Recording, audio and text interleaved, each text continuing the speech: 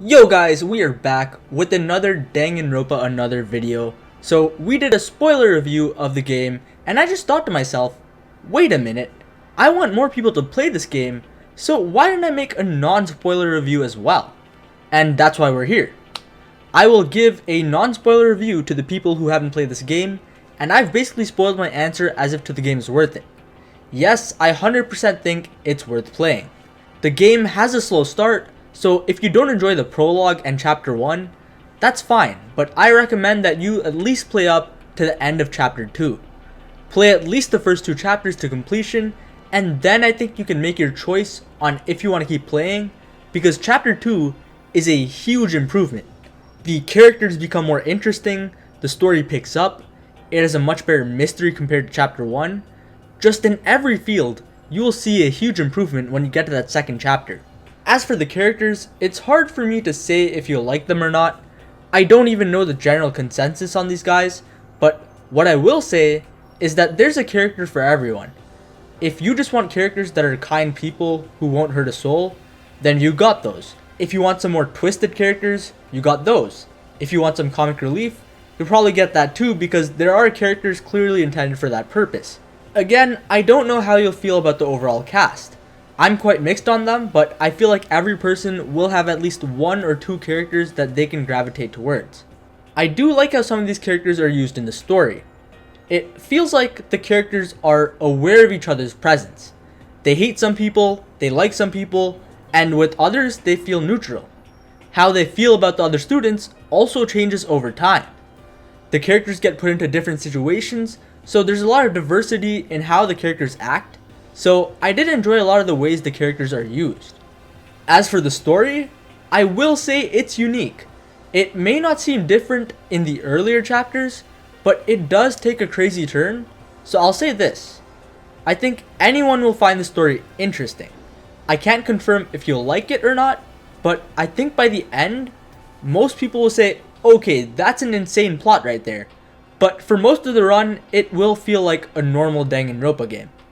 If you just want to relive what you got in the mainline games, you can relive a lot of that with this game, as it has a lot of the same ideas. You'll see that this game takes quite a bit from DR1 and some aspects of DR2 as well. However, if you want something that feels quite different from the mainline games, I don't think this is what you're looking for. Like, the overarching story is quite different, yes, but everything outside of that does feel quite similar. It's like a been there, done that experience, so it really depends on what you're looking for.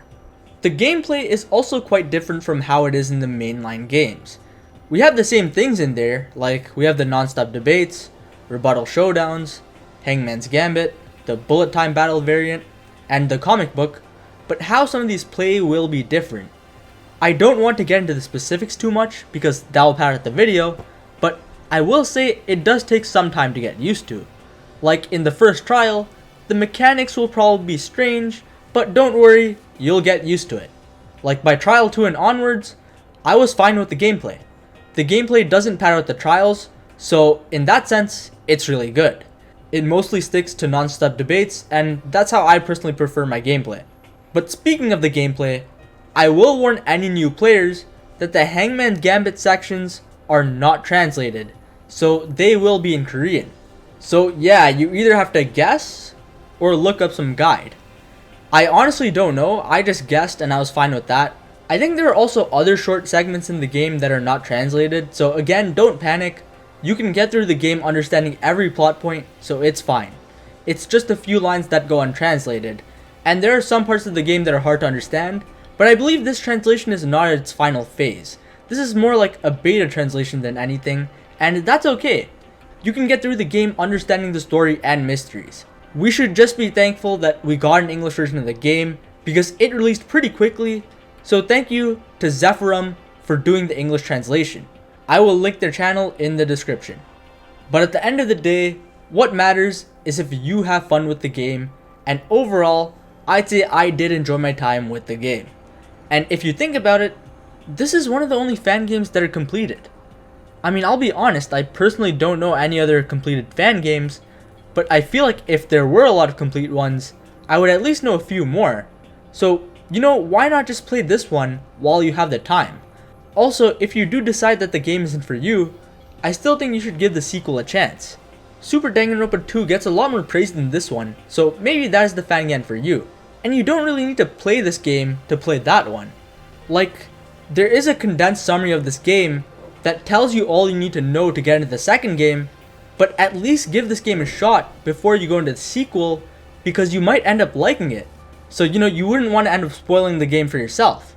But yeah, there's my non-spoiler breakdown of Danganronpa Another 1. If you don't know how to download it, well, you're in luck, because there's a tutorial for that on YouTube.